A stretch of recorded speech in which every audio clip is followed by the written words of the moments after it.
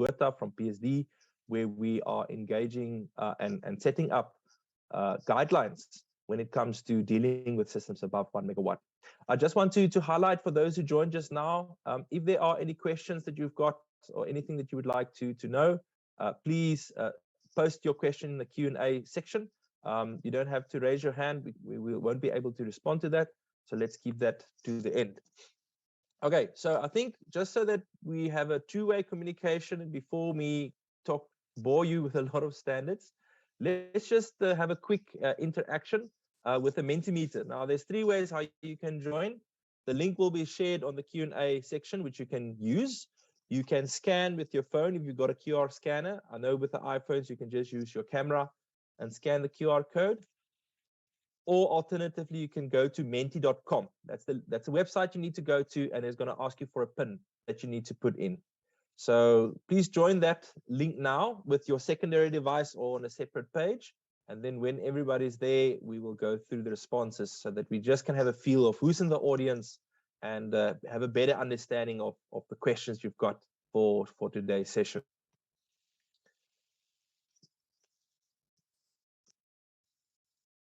Charlene, could you just confirm you are seeing my secondary screen, the screen that's shared?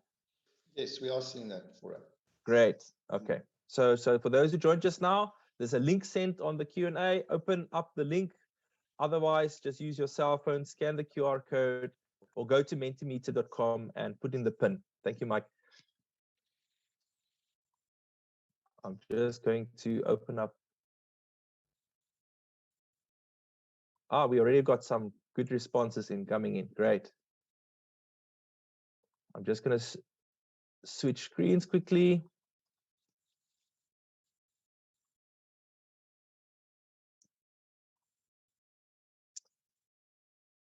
Okay. Charlene or Mike, just let me know if you don't see the screens when I've switched through. Everything's coming through clearly. Great. Okay, so we already have 116 responses. Great to see that the bulk of the people attending the training is solar PV installers. I think some of you, we might know each other. We've met somewhere during a training or somewhere else. Also to see that we've got a very strong technical presence from the engineers and technicians, followed by the sales, finance, and then this field. Always interesting to see who the others are. Great. Okay, thank you for your participation. Let's just look quickly at the next one. I see you've already sort of responded on other questions. We can see that the majority of the people attending today's session are between the 0 to 500 kilowatt section. But it's also interesting to see that we see more and more people moving into the larger systems. And I mean, one could actually quickly do a calculation here to see how much solar PV we've realized in the country. I mean, if you just quickly 19 times 1, that's 19 megawatts of solar PV of people represented in this audience. Really great to see that. And this is now already installed. It's not in the pipeline. Right. And if we look at the next one, again, we can see that there's a lot in the pipeline in terms of systems, smaller systems. But again, if we look here, 10 times 5, that's 50 megawatts of solar PV in the pipeline. That's really great to see. And keep in mind, those attending today is only a portion of the industry out there. So one can just imagine how much solar is going to realize in the next few months or years to come. Okay, so let's look at what I just want to pause this quickly. There we go. So I've asked this question just so that we can see what solar PV regulations or standards are you most unsure about. I see that there's a few that says the SANS 11142. We'll talk about that. Wheeling, offset, banking, and feeding. I'll touch on that concept. Pithing, yes, that's quite a contentious and a tricky one. Insulation, PV green card, safety protection devices to become compliant. I think that was just one word. Just getting up to date. The SANS 1142. There we go. Wiring and braking standards, the complete installation to the quoting of customers, as well as working out exactly what is needed. There's no base quote that can be compiled for each house. Yeah, I think that's one big benefit that you have in the industry. is that you have suppliers like Segen Solar that gives you the technical support and the insights to be able to compile a quote.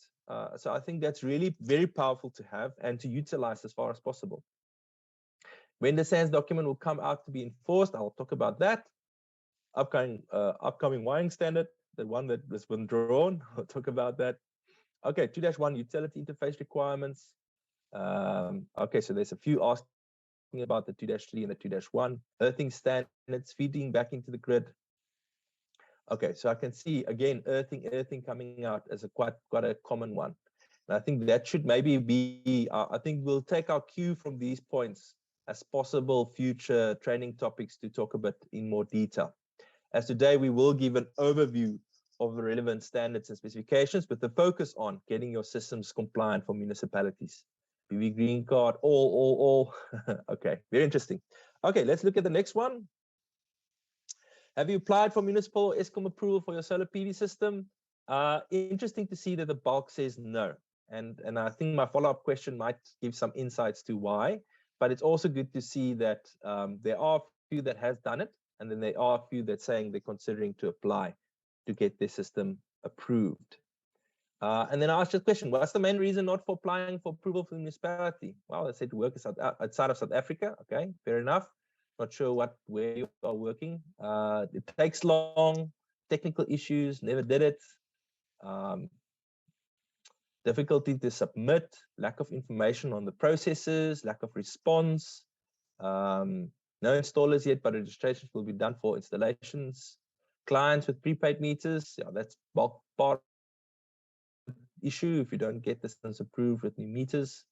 Too much of a hassle. We do not install any grid-tied solutions. Okay, so I think it's off-grid systems, so that helps. Okay, so we can see they don't respond, they don't have the things in place. Grid instability, yeah, that's something that could be an issue if everybody just do what they want to do. Too much red tape, lead time, uncertainty. Okay, so we can see there's various reasons why people are not applying for approval from municipalities, and I think this is quite insightful to give back to give feedback to the municipalities when we train them to point out some areas of concern in terms of not responding or not having processes in place. And that's maybe just two things to highlight at this stage. The one is part of our training and support. We're working with a company called, or non-profit organization called Sustainable Energy Africa. And we also stakeholders like SALGA, AMU, Department of Mineral Energy, and a PSD, Dr. Gerard Puerta, to help them to get their processes in place and find a balance between what's the minimum requirements, but also easing the process for yourself to install or realizing these systems. And then building onto that is to help them establishing tariffs so that people are allowed to export, but potentially also get compensated for that. In terms of this specific service, this is something that we recently ventured into. So if you are at a point to say, we want to get our systems registered, but we don't have the time and we don't have the resources to do it, we don't know who to talk to, we don't know the processes, this is a service that we can assist you with, and I can put you in contact with Carl Jooste that does that service. Okay, I'm going to switch over to the main presentation. I want to thank everyone for participating and giving your inputs. It's really great. There we go. And it's going to be quite insightful going forward. Okay, right. So for today's agenda, what are we going to talk about? The first thing is I would like to set the scene to say, what has government done or what is already in place that actually supports embedded generation? Embedded generation focuses on grid-tied systems or hybrid systems that's connected to the grid and runs in parallel and operates in parallel or synchronous with the grid.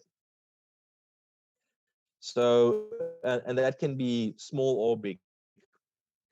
Then we're going to look at the applicable legislation and ED application process. So if you want to get your system registered, what does that entail? How does that work? We will touch on the NRS 097-2-1 and the 2-3. We will also touch on the SANS 10142-1-2. I think a lot of you are here for that specifically, and just maybe to give you some feedback on that, and also to point out and talk about the quality assurance initiatives done by the industry. And I'll just summarize with a few key take-home messages. Okay, so I think to date, we don't need too much of government support to get the solar PV industry going. It's happening anyway. It's making financial sense.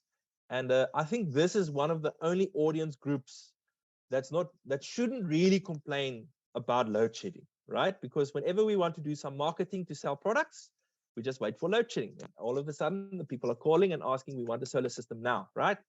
But yeah, there's still some inconvenience around it, but with the challenges comes the opportunities. But what else is the government doing? And I think this slide actually comes back to the point that I've just made, is that we realized, since we had the first load shedding around 2008, and it's been picking up a lot since 2018, we realized that having access to internet and having backup power is quite essential, not just for the house, but also for us working from home these days. So what's happening in the country in terms of renewable energy and solar PV? I think the first thing that we need to know about is that the overarching document or planning document we're working on is called the Integrated Resource Plan, or the IRP 2019. And in this plan, there's various allocations of renewable energy and new generation. Now, for those who don't know, in the next 5 years, we need to decommission five of our coal power stations.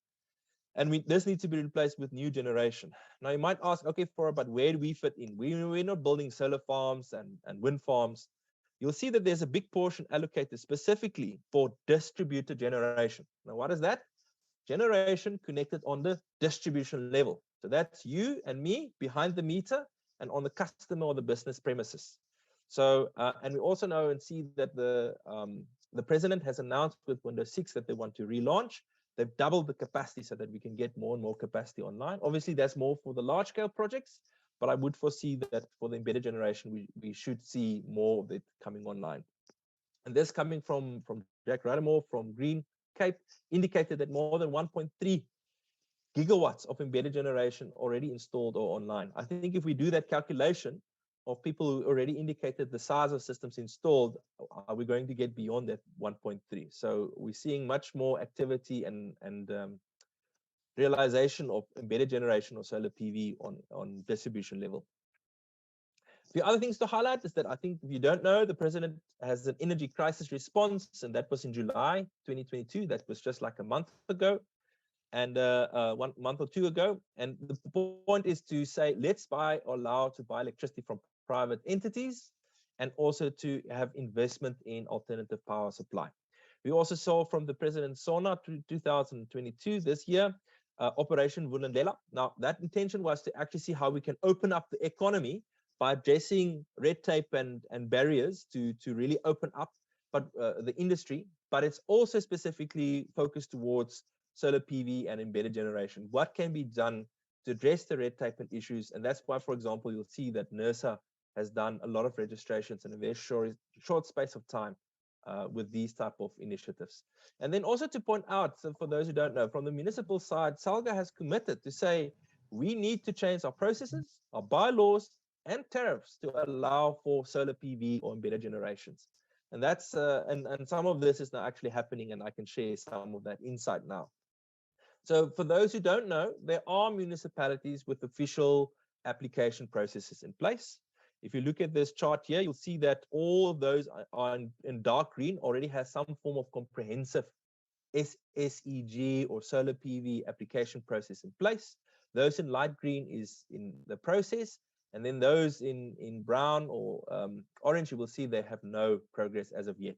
And we really would like to encourage our attendees and solar PV installers, if you're engaging with municipalities and you're picking up that they don't have processes in place, but you can get hold of the right person, please refer them to the SSEG website. You'll see here, sseg.org.za, or to us so that we can get them, or would like to have as much as possible, most municipalities online to get their processes in place and potentially get to a point where they can reimburse and allow people to export.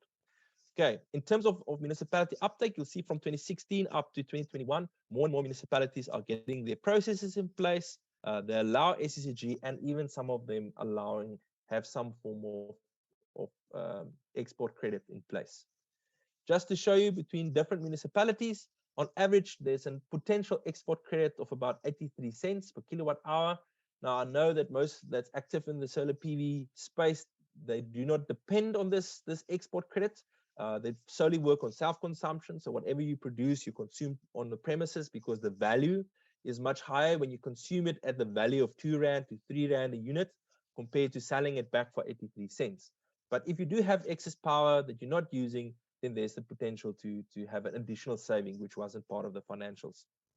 Okay, so we can see from the government side that a lot of things are happening, and they're getting things in place to allow people to install and potentially export. But I think what we should keep in mind, for people to get their systems approved and for people to potentially get the benefit of exporting power, and that's the essence of today's message, is your system has to be compliant. Okay, so it's only applicable to sites that's compliant, that's technically compliant and safe. The relevant standards has been applied when it was installed, and the system is registered. So you have to register it with the utility and get approval for your system. And that's why we're going to touch on what are these things to adhere to. Okay, so I think some of you might be familiar with this graph, which we had in the previous presentation. A lot of the standards have stayed the same, but some of them has changed or got a little bit of a different focus going forward. So one thing that we need to keep in mind is that standards and regulations are not there just for you, the installer. It's also there for the utility. So they do have the legal mandate to make sure that the solar PV systems installed are compliant and safe on their network, just as you are legally obliged to make sure that the installation is safe, non-hazardous, and it's signed off by the relevant registered people. So on the utility side, obviously under the OSH Act, they need to make sure that their staff is safe. And because we're installing grid-tied and hybrid systems, that power that you generate is not just supplying your customer. It could feed back. It could energize the utility. So there's a lot of power quality and safety issues that's coming to play. And that's why you have the process in place. Then we've got the Electricity Regulations Act, which I will talk about just now. I think I might need to switch off my camera. I've got some internet issues. So sorry about that, but I'll just keep on with the presentation. So then we've got the ERA. So under this ERA, that's where the generation licenses are issued to people who would like to install and generate systems. And that's also the section where we've got exempted now, where we don't need that license. Then we have the distribution license. So for utilities to distribute electricity and sell electricity, they need to have the licenses. But in addition to that, they need to adhere to the distribution grid code and then also to the small scale embedded generation regulations. On the property side, you'll see, and that's not for you, the installer or the owner's side, you also need to adhere to the OSH Act, and that is then implemented by the safety of installation, which is achieved by the SANS 10142. And you'll see I said part 1, section 2, and the COC that's issued. So let me just, I will talk about that later on because it is a quite contentious topic, and I would like to spend some time on this concept. The ERA is also applicable to us. In which sense? Well, we know that the licensing exemption has been lifted, but there's still a registration requirement. We still need to register the systems if it's above 100 kilowatt, and I'm going to talk about that from the NERSA registration point of view. Now, grid code compliance might seem as quite a new word. I think some of you are not even aware of something called the grid impact study. But grid code compliance is actually applicable to all embedded generations connected to the grid, but it becomes more and more prevalent and important for systems above 1 megawatt. And I'll talk about on a high level what that entails and where that fits in. The other thing that we need to keep in mind is that all of the things that I've listed or mentioned now is national legislation, which is applicable to everyone. But be aware that utilities, municipalities, ESCOM, can have their own internal bylaws that's over and above the national requirements. And in these bylaws, they can have then municipal requirements for you to install your solar PV system, and that you need to adhere to the NRS 097-2-1 for utility interface requirements, and the 2-3 that has to do with the size of the system relative to your connection size or your notified maximum demand. So before we go into a little bit detail of those things, let's just look at the typical application process for people to get their system registered. Now, the client or the installer would typically contact the municipality to request the application requirements document to install the solar PV system. So you have to engage them, get the right people, and say, okay, I want to apply and get my system registered. What are the requirements? What should I submit? What do you need? So the municipality then needs to provide the applicable documents with the relevant requirements. Now, if you do engage a municipality and they say, listen, we don't know what you're talking about, we don't have anything in place, there's two things that you can do. The one is, like I said, try to get them linked with us or with Sustainable Energy Africa or the sseg.org website, so that we can see if we can pull them in and get them up to date, because there's a lot of online resources and training that they can go through to get their processes in place. And what you could also do is you can actually provide as a suggestion, use the AMU SALGA resource pack, which is actually a standardized process documentation, which you can find on the sseg.org website, and complete and submit that documentation, because it's quite comprehensive. And at the end of the day, most municipalities would require that information. Okay, so let's say you're using that resource pack, or they've submitted some documents you can use. You would then complete that application form and then add all the relevant documents. That could be the COC, the single line diagram, certification for the inverter, and the list goes on. Municipality will then say, we've received your application and we give you approval to continue, or they can decline with additional requirements. Now, that could be that they say, sorry, sir, we can't accept it because your system is too large. You have to reduce your system size. We need to upgrade your connection size. We need to upgrade your feeder size. So there's a lot of things that needs to change potentially before they can approve the system. But I think what is important to note is that municipalities do not have the right to say no. They can't tell you, no, you can't connect, but they can tell you the reasons why you could not connect. And if those technical issues are addressed, it should be able to allow you to connect your system. Obviously, if it's a compliant, technically compliant and safe system. So with the approval, the client of the installer builds the plant. The municipality then does a site visit during the commissioning just to see that the system is compliant and that it's ticking all the safety boxes. And then afterwards, you need to send the as-built drawings, line diagrams, and then a commissioning report that goes with it. I think one step that's not showing here is that as soon as you have systems above 100 kilowatt, that might be an intermediate step in between where you need to do a NERSA registration. And only once you have the NERSA registration, the utility will allow you to operate and commercially operate your PV plant. So just keep that in mind, because I know with Eskom that is the case. If we look at Eskom on a high level, if you have, let's say it's a system that it's a brand new system, again, you can go to their website. There's the link that you can go to. You would fill in the application form and Eskom will give you a quote for you to connect the system. The larger the system, the larger the quote and the cost. You need to have all agreements and register the systems in place.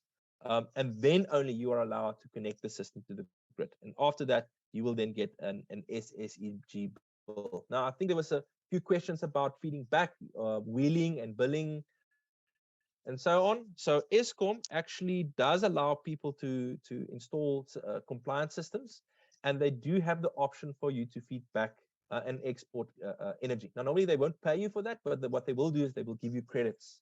So, and these credits can be used within the same month, or it could be used from month to month. So it roll over to the next month, but there's an additional administration fee that you need to be aware of. So as far as I know, and maybe someone in the audience can confirm this, this is mainly applicable to customers that has like their own dedicated supply or dedicated transformer.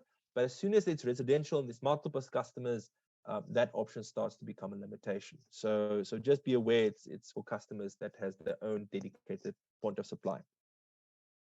And then for systems that's not registered or unauthorized, from Eskom side, they start to identify them and they send out letters to say, listen, you need to get your system registered. And then the customer has an option, either get their system compliant and register and get the approval from Eskom, or they need to change the system to go completely off the grid. There's no connection to the utility. And then from there, the system is normalized or it is off grid. So that's something that will happen from Eskom side. And we would foresee something similar happening from utilities as well, engaging with non-compliant systems. Okay, so coming back to Electricity Regulations Act, Schedule 2. Now, this document has been updated quite frequently. I think most of you are familiar with this document with the licensing exemption. You would remember Ramaphosa indicated that up to 100 megawatts do not require a license, and that was a big thing in the market and in the news. Some people were under the impression this means now we can sell to utilities. It's not 100% correct, but bottom line is they're removing red tape. They're trying to address or allow people to install more larger systems without necessarily going through the whole licensing process. So exempted from license requirements for less than 100 megawatts, but you still need a NERSA registration for 100 kilowatt or above. So anything from 100 kilowatt to 100 megawatt, you need to go through the NERSA registrations. And ladies and gentlemen, this is required by law. This is not me saying that you have to do it. It has to be done. NERSA then only takes note of the SCG tariff applications. Maybe just to mention this, in the past, if you wanted to, as a municipality, apply for an export credit, NERSA would approve it. But in the recent responses, we've seen that NERSA does not approve it. They take note of it, and then they allow municipalities to decide that. Now, for us, that's a big game changer because it allows municipalities to actually get their embedded generation export credits in place with mainly council approval. They don't have to go to NERSA again for approval. So I think this would really open up the market. Net consumer, not a requirement, but it has an MFMA net spend requirement. So just to explain what this means, in the past, you didn't need a license as long as you were a net consumer. What does that mean? That means that everything that you produce, you would consume, point number one. Point number two is that what you export is never more than what you import. You will always consume more from utility than what you export. Now, that requirement has fallen away completely, which means it is possible to people to export more than what they are using. And that's where people like City of Cape Town are saying, well, we want to pay you. We want to give you cash for that extra energy that you push into the grid. Although we are seeing from the municipality side, the Municipal Financial Management Act indicating that it is not that clear to export. So it's important that you should have a situation that when it comes to what you export versus your bill, you shouldn't have a situation where you need to physically pay the person. Something I think City of Cape Town and other role players are challenging at the moment. Wheeling is also more explicitly allowed and defined in the ERA. Now, for those who don't know what's wheeling, no, it's not the motorcycle type. Wheeling is when you want to generate solar PV in one premises or one point of supply, but you want to consume the electricity at another point of supply.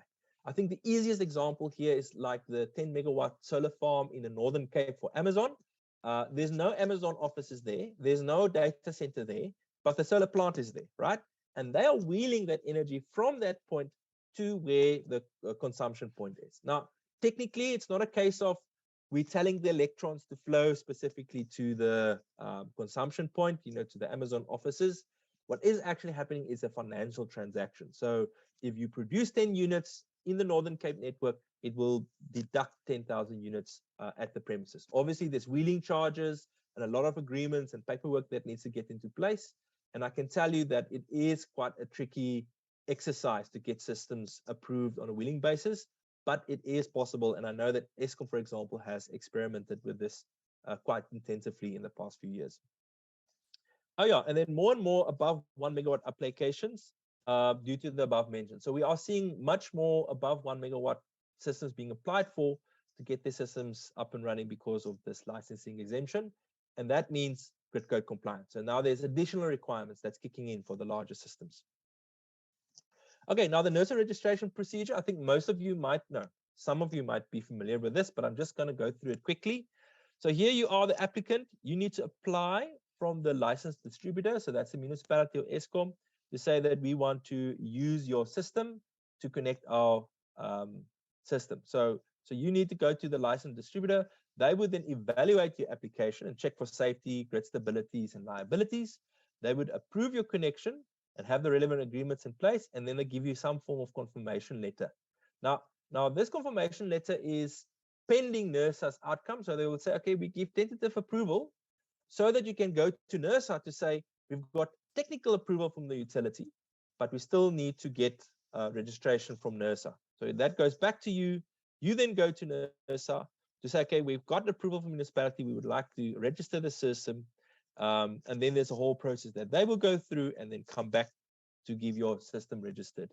They do look at some technical aspects just to see that it makes sense in terms of what you want to do or apply. We are the view that it's more an administrative process than a legal one or technical one. And this is one of the bottlenecks that we identify in the industry, where you have to wait this long for NERSA registration before you can connect your system.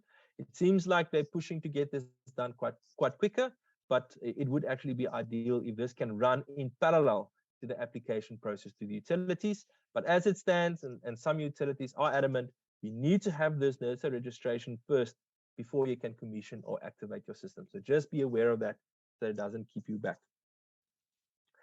Okay, so that's now on the government level. Let's look a little bit more detail on the installation. I saw, I think, about 2/3 of the group are installers. Some of you would remember this slide from the previous year, but let's just make sure we are aware of each.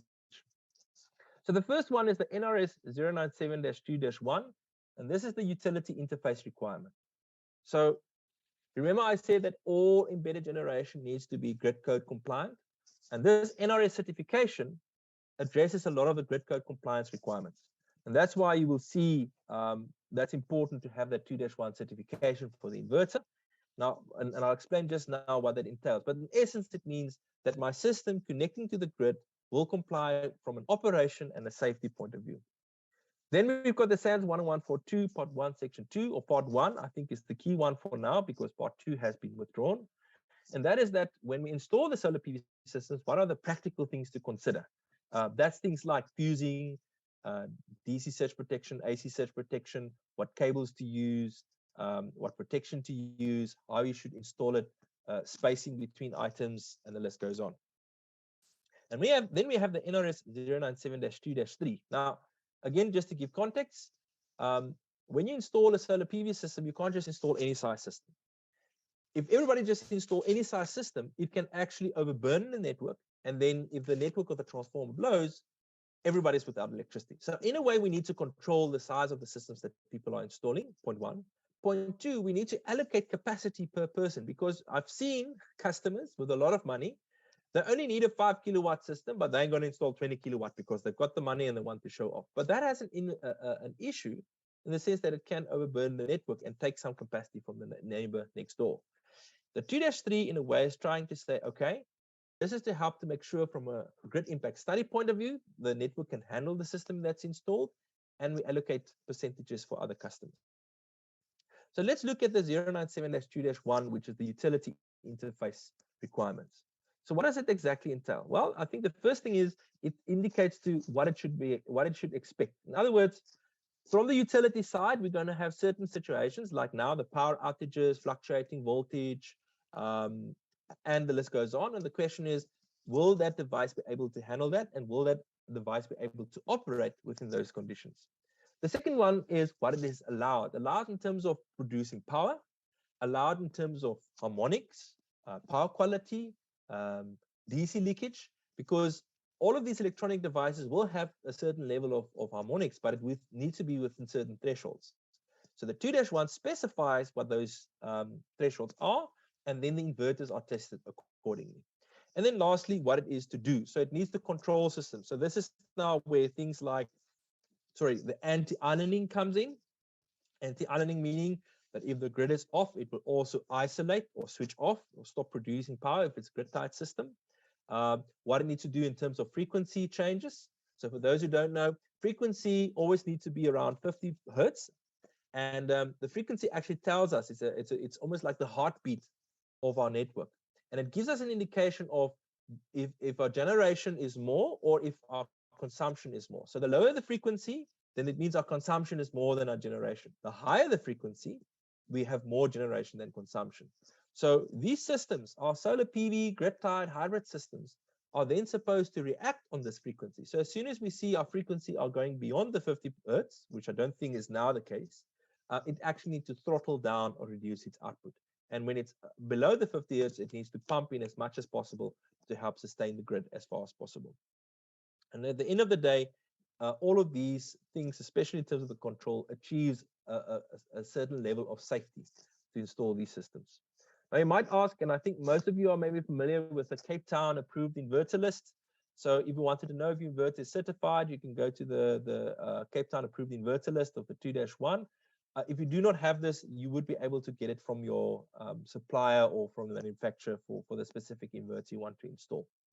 So if it's not on the list, it doesn't mean it's not certified. You just need to ask for the certification. Then we've got the NRS 097-2-3, or the simplified connection criteria. Now, I think just again to give some context and appreciation for this document, let's try my video. If it's not working, I'll switch it off again. Like I've mentioned, all forms of SSEG actually needs to do a grid impact study. Now, if I had to do that for my 3.5 kilowatt system on the house, it would just be too expensive and technically burdensome to do that. So the 2-3 actually simplifies that process. So you don't have to do a grid impact study. Now, for those who have done systems above 350 kilowatt or connected on the side, will tell you that part of the requirement was to do a grid impact study and to see that it complies. This 2-3 helps us for the smaller systems, and there's a good chance that this document will be updated to be applied for up to 1 megawatt, but that's still in progress.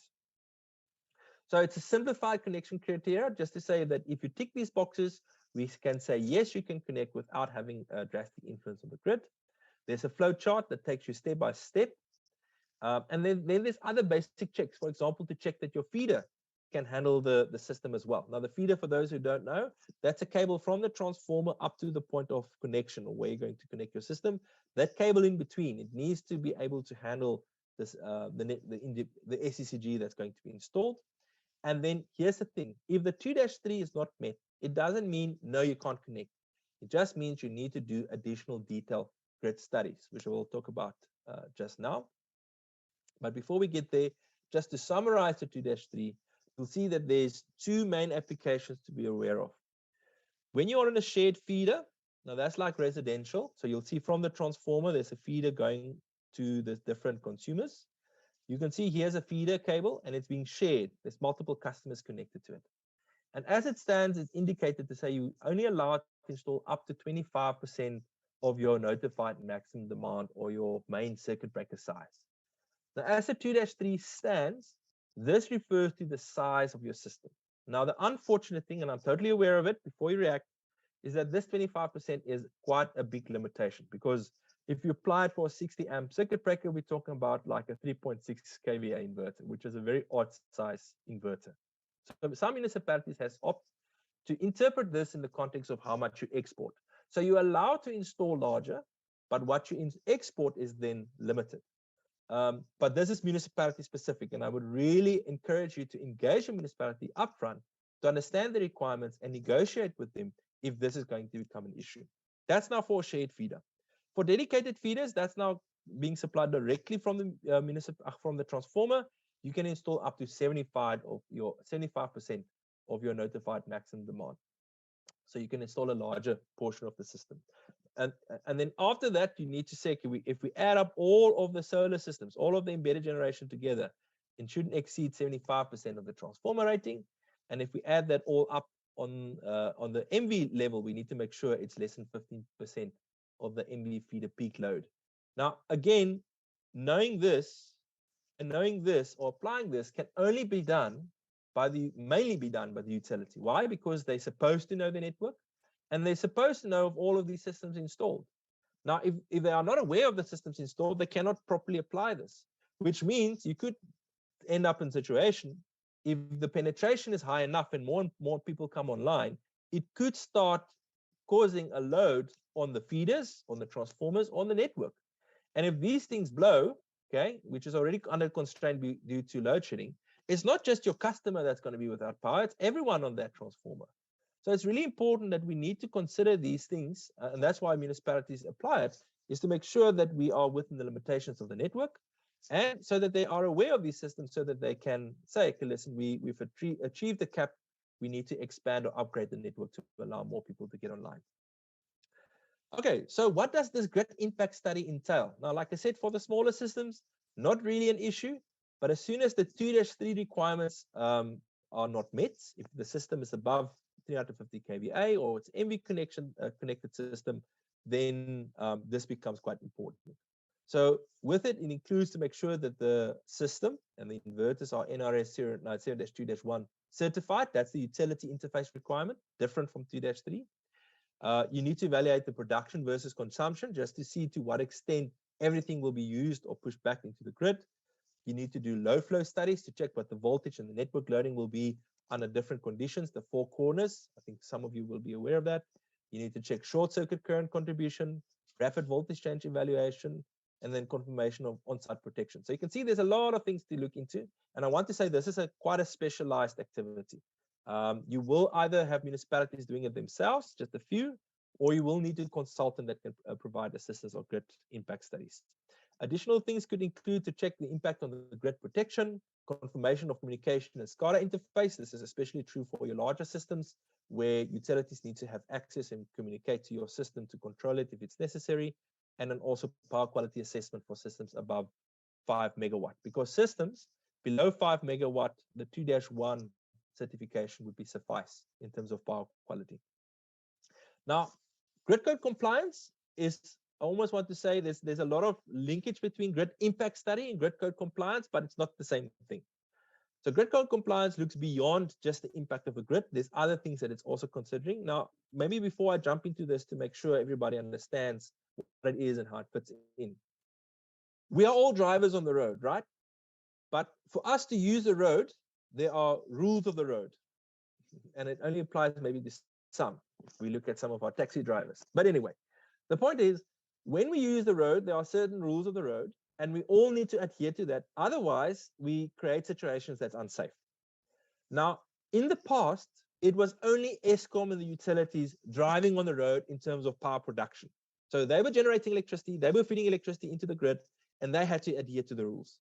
Now, we're sitting in a situation where with this SSEG or grid-tied systems or hybrid systems that's grid-connected, we are all little Escoms generating our own electricity, feeding into the highway. And we also need to adhere to the rules of the big power plants. Otherwise, we're going to create an unsafe situation. And that's where the grid code compliance comes in, is to say, okay, if you're going to generate power and feed into the grid, you need to be grid code compliant so that we are all on the same page and the power quality would be good and we can work together and everybody can drive safely on the highway or safely use the grid. So I hope that makes sense where it fits in. Okay, so now why we haven't spoken about it much is because most of the systems installed are up to 1 megawatt, but we are seeing systems beyond 1 megawatt. And this is now where it becomes more important and additional requirements start to kick in. Right, so what does it include? It includes a grid code compliance study, for example, low voltage ride through to see that the system will keep on even if there's a low voltage content situation. There's a lot of compliance testing that will be done, communication and SCADA requirements. Now, like I said, it might be that the utility would like to control these plants to either switch them on and off or to throttle the output, potentially change the power factor of these plants to improve the grid stability in time periods when we have a larger penetration of renewable energy. There's a lot of documentation that needs to be submitted. And something I think you should be aware of is that we are in the process of developing a guideline. It's more focused towards municipalities, but I foresee that some of you will get to know it one stage or another, to actually provide guidance on what exactly is required to be grid code compliant. And I want to point out it's much more intensive and complex than just the list that I've pointed out here. But I think the essence is just be aware of it because it is quite important. Right, now we're getting to the installation part, SANS 10142 part 1, and I think most of you are here specifically for this section. Okay, so I think the first thing that we need to be aware of is that this SANS 10142 part 1, or the wiring code, like I said, it's the Bible electricians abide to. So when they install solar PV, no, not just solar PV, any electrical installation, it needs to adhere to the SANS 10142 part 1, and they need to issue a COC, Certificate of Compliance, based on that standard. Now, that standard has been updated, edition 3, I think it was 2021. And in the standard, there are various requirements and standards specified specifically for solar PV. It also refers to, as a normative reference to it's actually now SANS, it was an IEC 60364-7-712, which talks much more in detail in terms of the installation of solar PV. The challenge, however, with this standard is it doesn't talk to what are the requirements for systems connected to the grid and running in parallel, operating in parallel. I think in the previous years, the term that was used was cogeneration, but now it's talking about synchronous generation or parallel generation. And that is where the part 1, section 2 document came out. Okay, so I'll talk about that just now. So in terms of the SANS, it's also supported by the electricity installations regulations. So that's the portion of the document, sorry, that indicates, for example, who can sign off on what, who is allowed to issue a COC, and the list goes on. And then the SANS 101 Part 1, Section 2, like I said, mainly covers grid-connected or better generation systems. Now, just to maybe give you guys a status quo in terms of what happened and where we are. First of all, like I said, the Part 1, Section 2 tries to build onto Part 1, and it talks to what are the additional requirements, the over and above requirements to get their system connected, and to make sure that from a utility interconnection point of view, it is compliant. The intention would be that once this standard has been published, electricians would be able to sign off the complete installation, and the requirement for a professional engineer, for example, to sign off the design and the commissioning then would fall away, and typically up to a megawatt. The challenge, however, is this document has been published end of last year. I think some of you maybe have a draft version thereof, but it has been withdrawn from SABS because of procedural issues. So SABS didn't follow the correct procedures. There was a complaint and it was withdrawn. For us, this is devastating because the industry really needs this document as fast as possible. And we, working in the PV Green Card, in the skills committee, skills development group at SAPVIA, we're trying to see if we can develop an industry guideline that we can use in the meantime until such document has been published again. So the technical work group indicated that they will revisit it and compare it with the existing standard to see what's the differences. But my feeling is that we're still going to wait a while before we're going to see that standard coming out or become applicable soon. What I would advise, though, if you do have that standard or aware of it, try to make your installation future-proof or future-safe by making sure that it adheres as far as possible to the standards indicated. And like I've indicated, the SANS 101.42 Part 1 already has some solar PV requirements, referring to the SANS 60364 document. So please have a look at that and make sure. And I think one could actually have a specific training session just on that, because I can keep you busy for the full day just on that specific standard. Now, in addition to the SANS 101.42 Part 1 and the legal requirement that it has to be done and installed by a registered person and a COC is issued, there's over and above quality assurance initiatives. And that's where the industry accreditation comes in. Now, maybe just to maybe give some context, the challenge that we have in the industry is you've got people you've got two people, right? So we've got someone that knows and understands solar, they can install it, they know what to do. And then you have someone that's brand new, no experience, they fly by nights, they're cowboys of installing solar PV, and there's no way how you can distinguish between the two. Now, it might be that both of these entities have a registered electrician. Both of them have the credentials to sign off. But how do you distinguish between the two to say, this one has competence and experience and shown it in some way, and this one not? And that's where the industry accreditation starts to play a role. It serves as an additional layer to say, okay, this gives me a certain level of assurance that this person has some form of understanding and knowledge of solar PV, so the chances for issues are then less. So, like I said, and it's totally voluntary. Hey, it's not required by law. It's not enforced by any law or national legislature. It's totally voluntary, and it serves as a quality assurance initiative. So one of them would be like the PV Green Card from SAPVIA, which is then endorsed by them as well. Some of you would know AREP. AREP is also an Renewable Energy Association. They've got the P4 online test. And then installers would then obtain accreditation based on their proof of solar PV competence. And I just want to highlight again, the PV Green Card is not there to supplement the COC, to replace a COC requirement. It's not there to replace the requirement for a registered person. I think some of you would know there was an article going out to say that only a registered person can install electrical installations, including solar PV. And we are in support of that. We completely agree legally, all solar PV installations has to be done by a registered electrician. We are in agreement with that. What we are saying is that we want to complement that registered person by either having the industry accreditation or have an industry accredited person, non-electrician, to work together with a registered person. And that's what we want to do, because we have to open up the market to non-registered electricians, but still adhere to the legal requirements. And that was the intention behind saying, okay, You're either a registered person with the industry accreditation, or you're a registered person with another person having the industry accreditation, and as a package as a whole, you can do the installation. Because if you go and look at the electrical installations regulations, there's a clause that indicates that if you look at clearly, it says actually anyone can do the electrical installation, given that that person, the installation is done under the supervision and general control of a registered person.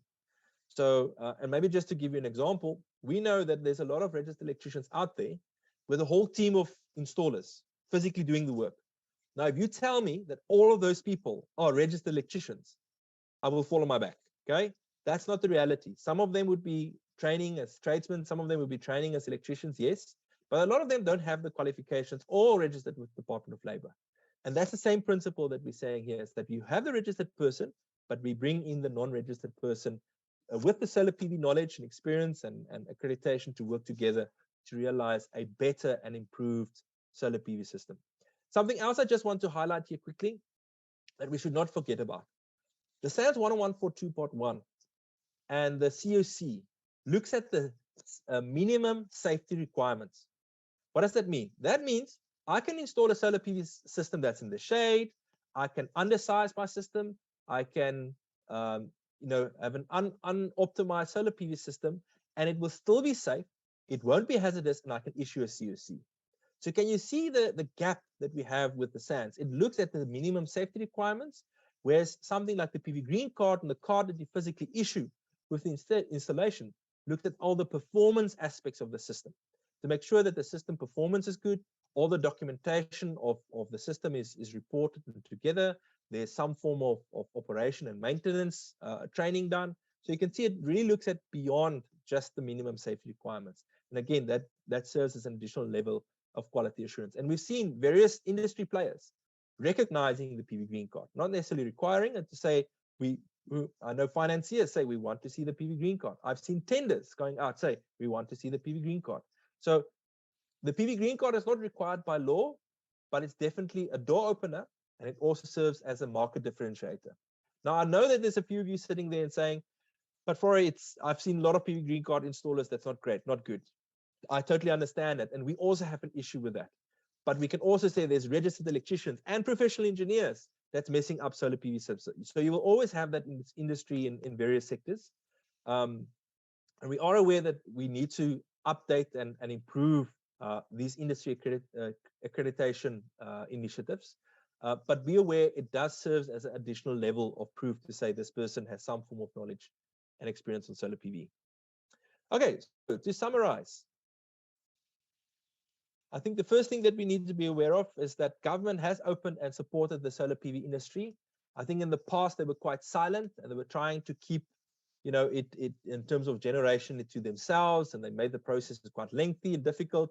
I still think that there's some ministers that's trying to make it difficult as far as possible, but we've seen that they really tried from their side, tried to open up the market to allow people to install. So we always said the solar PV wave or industry is coming. It's here. It's now. The prices make sense. The pricing of electricity is going up. I think maybe supply might be a challenge overall, but it's really an opportune time to participate in this industry. Standards and regulations for solar PV are there. They are existing and they are in the development. But I wanted to highlight something here is that it's time to leave a legacy. What do I mean with that? You would know that most solar PV systems are installed with the intention to last 20, 25 years. We do not want to be in a situation when we install systems that after a few years, they catch fire, somebody gets hurt, someone gets electrocuted, and then it's something to be shameful about. I think now is the time not just to realize and sell solar systems to make money, but to do it according to the relevant standards and requirements, and to make sure the system is compliant and that it's safe, so that we can look back and say, you see that solar system still running, that's still being used. We've done it, and we've done it properly from the get-go. Yes, it has a cost implication. Yes, it's more difficult to achieve, but in the long run, you're going to benefit from that, and everybody's going to benefit from that. Export credits for compliant and registered EEG systems. Like I told you before, there are municipalities allowing for systems to connect, and then a few that's actually allowing to export with some form of financial benefit. but it's only applicable to compliance systems. That's systems that's actually registered, got the COC, and ticks off all the legal boxes. And that could include grid impact study and grid code compliance for larger systems. And then, like I've mentioned, the quality assurance initiatives should be considered and supported. Is it perfect and covering everything? No, but it does complement. It does complement what we already have, and it's trying to address the gap, like I said, with the Part 1, Section 2, not withdrawn and not being going up in industry. We need to see what we can do in the meantime to protect the solar PV industry and improve it as far as possible. If you have any questions, we will take questions now. Maybe you want to talk afterwards, or you're interested in the training or interested in the support to get your systems registered at the municipality, or whatever the case might be, or you want to engage us or refer us to people that, or municipalities that says, yes, we want to get our processes in place. Here's the contact person. Please engage us as far as possible. Yeah, and I think let's open up the floor for questions. I think, Charlene, would we respond to the Q&A? Hi, Bora, it's Ian here. I've got a few questions from the customers. So we're just going to start off at the top here. Is there a municipal ESCOM approved list of grid feed-in meters? Okay, so in short, there's no list of meters, no. But what we do have is we've got a bidirectional metering specification or a guideline document that we have set up specifically for municipalities. And in this list, we've indicated what are the key requirements or functionalities these meters should have to allow you to export. And I think maybe something to highlight from that question is that for you to get export credits, they have to install the correct meter. And that cost typically goes to the customer. So you need to do the calculation to see if it's worthwhile. And it might be that you say it's not worthwhile. You rather just use everything you consume. Because if you need to pay, and I've heard pricing anything from 2,000 Rand to 12,000 Rand to install a new meter, that could be detrimental and say, well, it's not really worth to get that export credits. Let's leave it be. And that's fine. So be aware of that because it can be quite expensive. But if you're aware of it, and you do the calculations, it might be sensible to say, well, PV panels of all the components is the cheapest component, or one of the cheapest components. Let's just put on more PV and we export that energy and we pay off that meter. So that might be a philosophy to consider. But yeah, there's no list specifically for meters. I think maybe just to highlight, meters that should be installed from utilities should be defined by the utility. So it should be a meter they are comfortable with and they've worked with before. And it should be a 4-quadrant meter that can measure both import and export energy. And that guideline, again, I maybe want to share a link to that maybe afterwards in the email. They can find that. Otherwise, you can just go to the SACG portal. Maybe let me do that because I think a lot of the resources you'll find there. Let's just quickly go there. So if you go to sacg.org.za,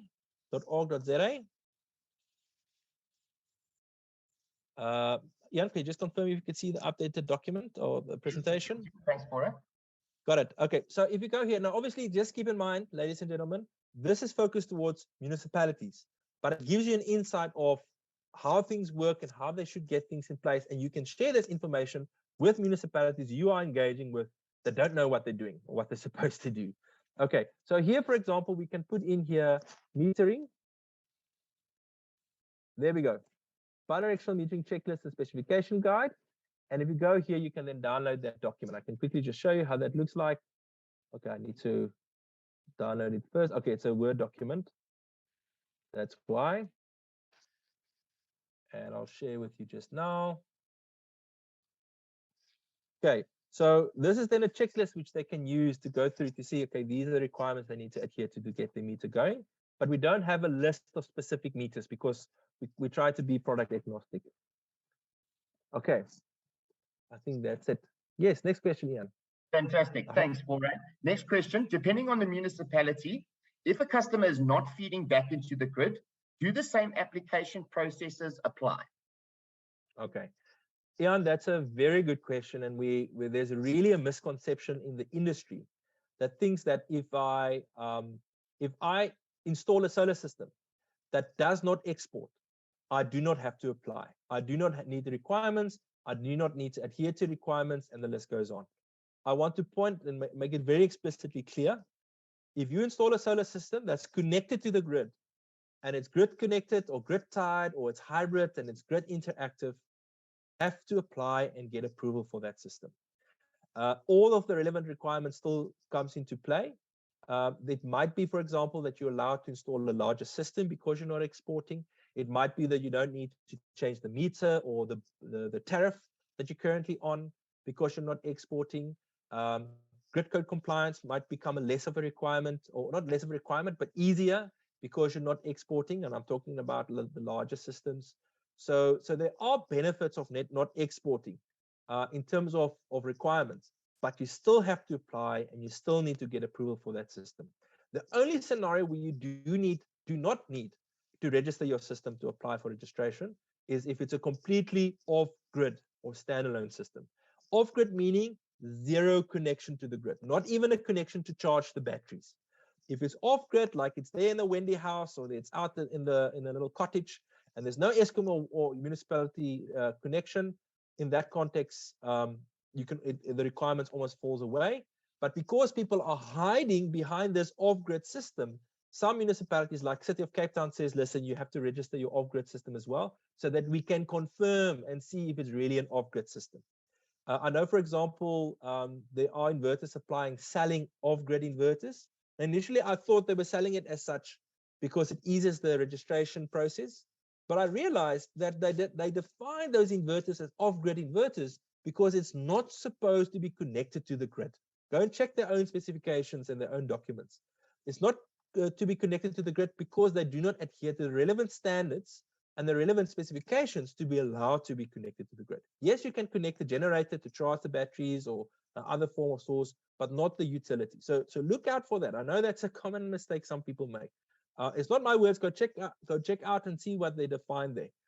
Because as soon as you connect any system connected to the grid, it needs to adhere to certain requirements. Even if there's an internal changeover switch, that changeover switch needs to adhere to certain standards in the South African context, because it's seen as an alternative supply or UPS, and there's certain requirements for that changeover switch.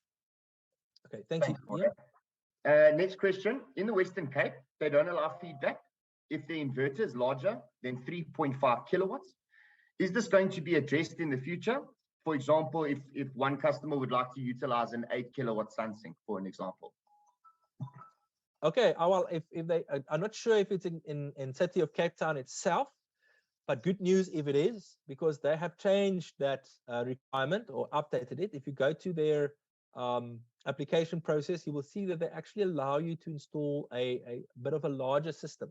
So I think they actually allow you to install up to the 100% capacity of the NMD. So that's like super large. If it's a 60 amp circuit breaker, you're talking about 13.8 kVA that you can install. So, but what is important is that when you do install a larger inverter, they will limit you in terms of what you export. So that's important that you do set it up, that you do not export the 25% or the 3.5 kVA you were talking about. Some other municipalities are very strict. They say, sorry, sir, you're stuck to 3.5, so you have to do that. So how they work around it is that either say, okay, you can install larger, but you have to set up your system to cap it at 3.5 or 4 kilowatt. That's the one. The other approach, like Kuberga, Port Elizabeth, they said, 3.5 is a very odd size inverter. We'll allow 5 kilowatt for a 60 amp breaker, and that's the limit that we will put in. And to be honest, and I want to really emphasize this, I know that when we install, we think of let's install as large as possible and let's cover everything in the house. But if you really optimize your consumption, you do proper load management, and you connect, for example, your non-essential loads directly to Eskom, your geyser, your stove, underfloor heating, you don't really need a system larger than 5 kVA. And I'm talking about residential in general. And yes, there are customers with larger consumers. By all means, you need to install larger, but they will also have a larger connection size. But those with a 60 amp breaker, you can really get through with a 5 kVA if you do a proper design, do load management, and only have the essentials on that system. So that's the City of Cape Town approach. They might allow you to install larger. How do I know what size can I install? You have to engage and register your system with utility. And that's where you will then be able to know the size system that you can install. Thank you for it. Next question we had was, will the presentation be available on the portal for download? I'm just going to quickly share my screen so I can show the customers where this can be found. So as you can see, where we would load onto the portal, all we would need to do is go to our documents, conference presentations, and it will be listed at the top. So if you would like to get a recording of this presentation, please feel free to download it from the portal. I'm going to hand over to Mike, who will be signing us all off. Thank you very much. Yeah, while Mike is getting online, just to mention, if we haven't responded to your question yet, we will do so, I believe, afterwards in a communication. So please, if there's still more questions that's not answered, please let us know in the Q&A.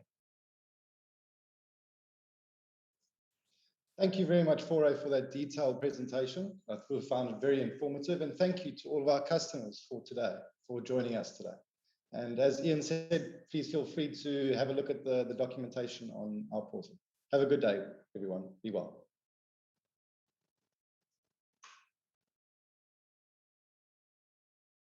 Recording stopped.